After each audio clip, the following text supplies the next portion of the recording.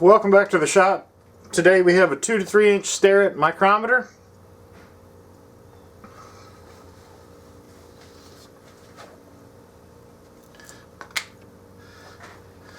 This micrometer has seen better days. The only means I have of sort of evaluating how accurate this is I have a 1, 2, 3 block. Let me zoom out.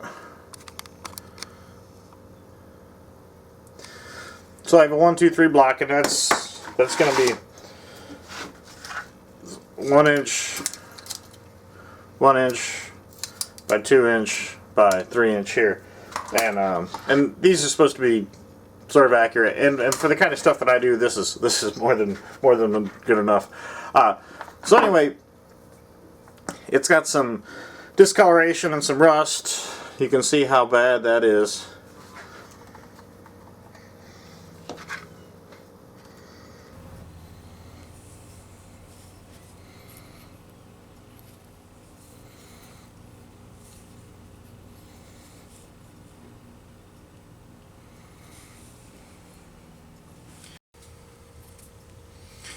Alright, so before I take these apart, I just want to show you that these differ from your typical micrometers, that they don't have this has sort of a tensioning device that you tighten it down to the point where it meets resistance, and then this has a little overrunning tensioner knob there, and then you can lock it off. I think these are some cheapo Amazon micrometers, but this design is far superior than this old one.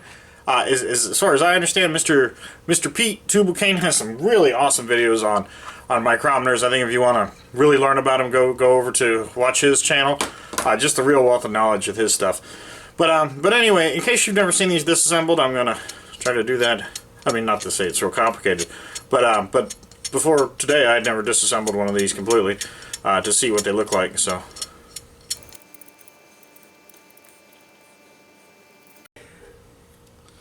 that's the shaft. You can see how that's discolored.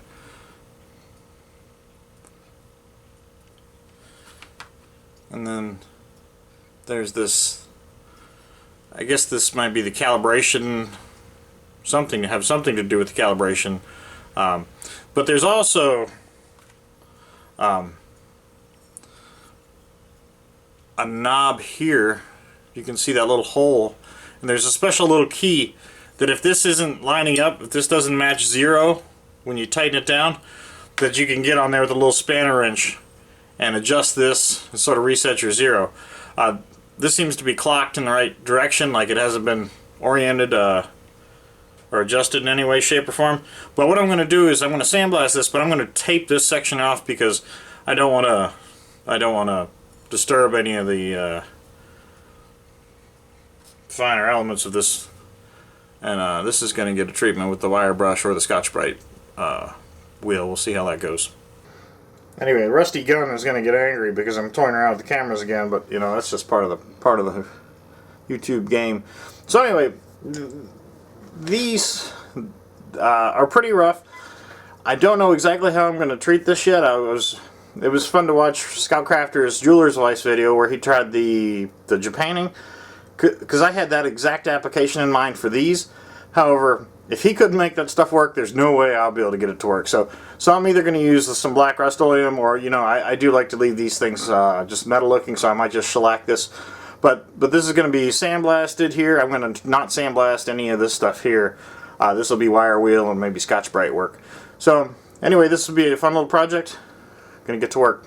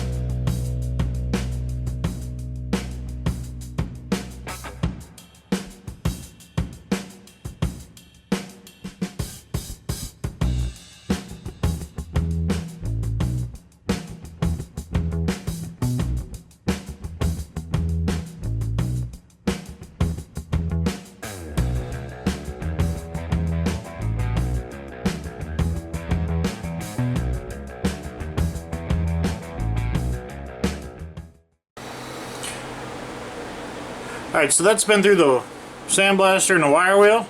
I think that looks pretty good. But what I need to do is come back and buff this up a little bit, and to get some of the, I got most of the etching out, but I think I'm going to come back with the Scotch-Brite wheel, and that should polish that up nicely without removing any material.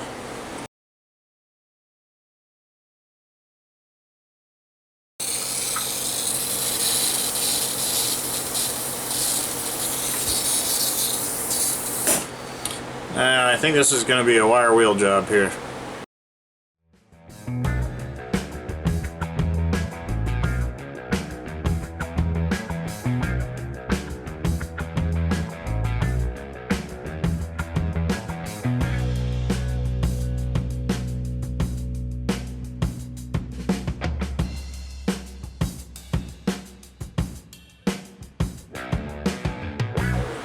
Alright, I think these are going to get a coat of shellac for a change.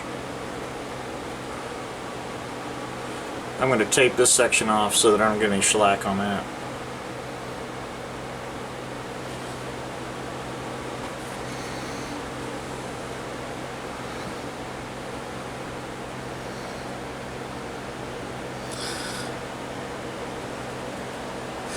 Alright, that seems to be just about on with the 3-inch mark.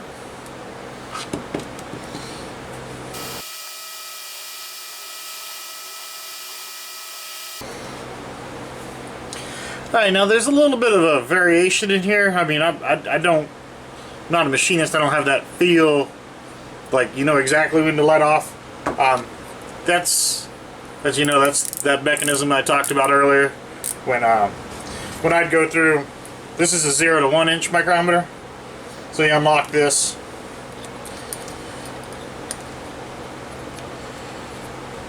And I'm gonna use this to tighten it down. Found a hole.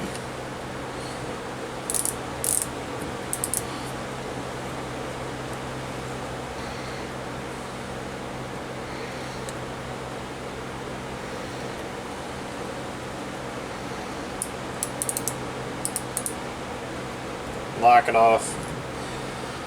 And then you see that's just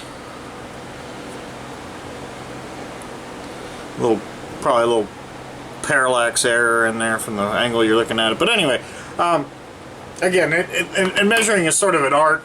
It's something you get better at with practice, and you know, it's like that with everything. Measuring is the most important thing. I've taken sewing classes. You know, it's about measuring. You know, you take cooking classes, it's about measuring. You do any sort of metal repair, it's measuring. Woodworking, took a couple woodworking classes. Measuring. I cannot stress how important it is that at the end of the day, if you're going to try to pick up a skill or try to utilize somebody else's knowledge, or try to take advantage of somebody else's knowledge, if you have time to sit down and you want to learn one thing, you know, and you can't decide what you're going to do or what you want to focus on, you know, it's no matter what, it comes back to the measurement. There's certain things that are muscle memory oriented. There are certain things that just have a sort of a type of finesse and a type of touch that you develop over time with years and years and years of practice. But one thing and there's no intellectual shortcut for learning that kind of stuff. But what you can do and what you should do is whenever there's an opportunity to take advantage of somebody who can teach you something about measuring, you know, jump on it. That's the most important thing. Well, with so many things that we do. Anyway, so buying quality tools is probably a good start with these things. Again, this is stuff I just come across. Try not to abuse them too much. These have some pitting that might be irreparable. Right there on the. It's not quite ideal, but anyway, these have been shellacked a couple times. I'm real happy with them. I'm not gonna. Apparently, shellac is also a good primer. So if I were to change my mind, or I did learn something about the Japanning, and I wanted to come back and revisit this, I could visit this much easier than if I came by and waxed it the first time, because then it's pretty much, it's not going to take a coat of paint very well unless I sandblast it or bake it or do something, I really have to chemically strip the wax off. But the shellac is a different animal. It serves as a good primer. So anyway, I'm real happy with how these turned out. They're going to go back in the tool chest. Thank you for watching. If you like this kind of stuff, please subscribe, and have a good day.